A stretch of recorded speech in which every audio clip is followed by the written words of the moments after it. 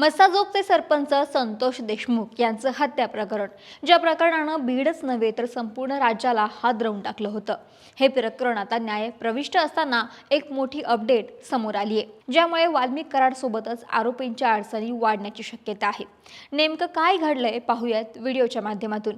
नमस्कार, मी अक्षता आणि तुम्ही पाहताय सकाळ. तर 9 डिसेंबर 2024 रोजी संतोष देशमुख यांचे अपहरण करून त्यांची निर्घृणपणे हत्या करण्यात आली होती. एका पवनचक्की ऊर्जा कंपनीकडून सुरू असलेल्या 2 कोटी रुपयांच्या खंडणीला विरोध केल्यामुळे ही हत्या झाल्याचं पोलीस तपासामध्ये समोर आलं. या प्रकरणी मुख्य सूत्रधार आणि आमदार धनंजय मुंडे यांचा निकटवर्ती असलेला वाल्मिक कराड याच्या सोबतच एकूण 8 जणांविरोधात तक्रार दाखल करण्यात आली. आता या प्रकरणी आरोपींच्या अडचणी वाढण्याची शक्यता आहे आणि खास करून वाल्मिक कराडच्या, कारण वाल्मिक कराडच्या अडचणीत वाढवणारे संतोष देशमुख हत्या प्रकरणातील डिजिटल पुराव्यांची प्रत न्यायालयामध्ये सादर करण्यात आली आहे. या हत्या प्रकरणी सीआयडीने जवळपास 1800 पानांचं विस्तृत दोषारोपपत्र दाखल केलं होतं, ज्यात हत्येचे 15 व्हिडिओज आणि 8 फोटोंचा समावेश आहे.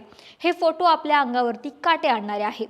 या मारहाणीतून आरोपींच्या राक्षसी वृत्तीची फक्त आपण कल्पनाच करू शकतो. इतक्या भयानक पद्धतीने देशमुखांना मारहाण करत त्यांची हत्या करण्यात आली. अशात आता हे प्रकरण चार्ज फ्रेम झालेला आहे आणि या हत्या प्रकरणातील डिजिटल पुराव्यांची प्रत न्यायालयामध्ये सादर करण्यात आली. त्याचबरोबर ज्या पद्धतीने संतोष देशमुख यांना मारलं गेलं, याच डिजिटल पुराव्यांची प्रत न्यायालयामध्ये सादर केल्यामुळे आता वाल्मिक कराडच्या अडचणींमध्ये वाढ झाल्याचं बोललं जात आहे.